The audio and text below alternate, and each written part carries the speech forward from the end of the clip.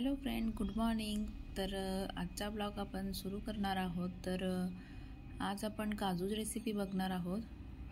त्याचबरोबर आम्ही सकाळपासून तर दुपारपर्यंत कशी धावपळ असते माझी ते पण या ब्लॉगमध्ये मी दाखवलेलं आहे. जर तुम्हाला ब्लॉग आवडला तर लाईक, शेअर, सबस्क्राईब करायला विसरू नका फ्रेंड्स. तर काजू रेसिपीसाठी मी इकडे वाटीमध्ये काजू भिजवून घेतलेले आहे. कांदा, टमाटर, हिरवी मिरची चिरून घेतलेला आहे. आपण याच्यात काजू मसाला टाकणार आहोत. तर कढईमध्ये चांगलं परतवून घ्यायचं आहे. कांदा, टमाटर, हिरवी मिरची चांगली परतवल्यानंतर आपण काजू मसाला त्याच्यामध्ये चांगला परतवून घेणार आहोत. एकदम सोपी आणि साधी पद्धत आहे. जर आपल्याला घाई गडबड असेल तर ही पद्धत नक्की वापरून बघा. असं असतं ना, सकाळी आपल्याला खूप गडबड असते आणि आपल्याला इतकं मिक्सरमध्ये काढणं वगैरे जमत नाही. त्यामुळे आपण अशी सोपी पद्धतीने काजूची भाजी बनवू शकतो. तर मी मसाला चांगला परतवून घेतला आहे. थोडंसं गरम पाणी टाकलं आहे आणि मी भिजवलेले काजू त्याच्यात मिक्स करणार आहे. आणि हेच काजू मी थोडेसे मिक्सरमध्ये पण काढून घेतलेले आहे.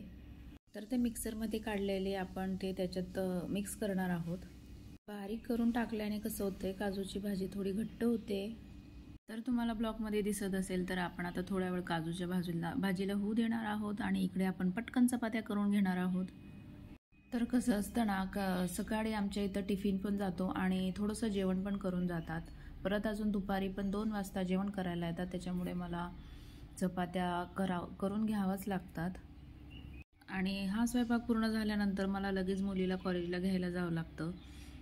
सकाळी इतकी धावपळ असते तर आपला आवरायला तर टाईमच भेटत नाही. तर पटकन चपात्या करून घेणार आहे. तुमच्या घरी पण अशी असते का सकाळी धावपळ? मला नक्की कमेंटमध्ये सांगा फ्रेंड्स.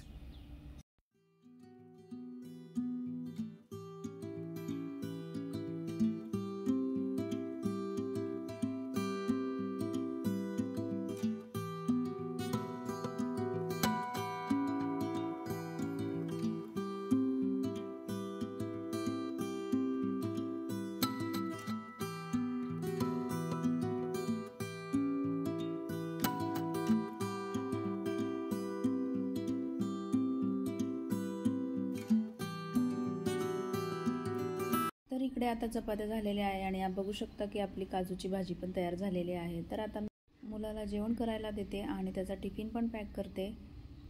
तर इकडे त्याचा टिफिन पॅक करून झालेला होता आणि इकडे मिस्टरांचं जेवण पण झालेलं होतं आणि मुलाचं पण झालेलं होतं. तर आता त्याची तयारी, स्कूलला जाण्याची तयारी करते आहे.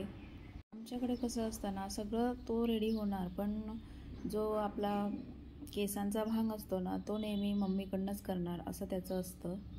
तर आता मुलाची स्कूलची तयारी झालेली आहे. तर इकडे आता इतका सारा पसारा पडलेला होता तर तो पटकन आवरून घेतला. गॅस ओटा पुसून घेतला, नंतर भांडी घासून घेतली. कसं असतं ना, बाहेर जायच्या पहिले जर हे सगळं जर नाही आवरलं आणि तिकडनं आल्यानंतर ते जर आपल्याला दिसलं तर खूपच राग येतो आणि असं वाटतं, अरे आपण इतका सगळा पसारा सोडून गेलेलो, आता हा कधी आवरायचा. म्हणून मी काय करते, बाहेर जायच्या पहिलेच सगळं आवरून घेते. तुम्ही पण असंच करतात का? नक्की कमेंटमध्ये मला सांगा फ्रेंड्स. तर आता मी भांडे पटकन घासून घेते आहे. तर भांडे घासता घासता तुम्हाला मी एक आपल्या चेहऱ्यावर काळपटपणा येतो, डाग धब्बे येतात ना, त्याच्यासाठी मी तुम्हाला आता एक टिप सांगणार आहे. कारण कसं असतं, मी सारखी उन्हामध्ये जात असते आणि त्याच्यामुळे माझा चेहरा असा काळपटलेला दिसतो. तर आपण काय करायचं, रोज अर्धा टमाटा घ्यायचा आणि तो आपल्या चेहऱ्यावर थोडासा स्क्रबसारखा करून घ्यायचा आणि सुकल्यानंतर लगेच धुवून घ्यायचा. तर ग्लो इतका छान येतो ना.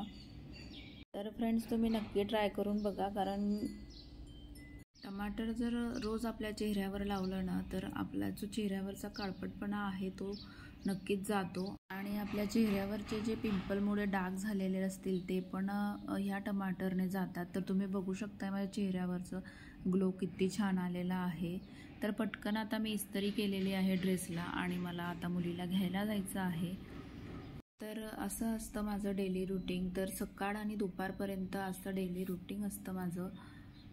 तर चला फ्रेंड्स, आता मी ब्लॉगला इथंच एंड करते. जर तुम्हाला ब्लॉग आवडला तर नक्की लाईक, शेअर, सबस्क्राईब करायला विसरू नका फ्रेंड्स. बाय.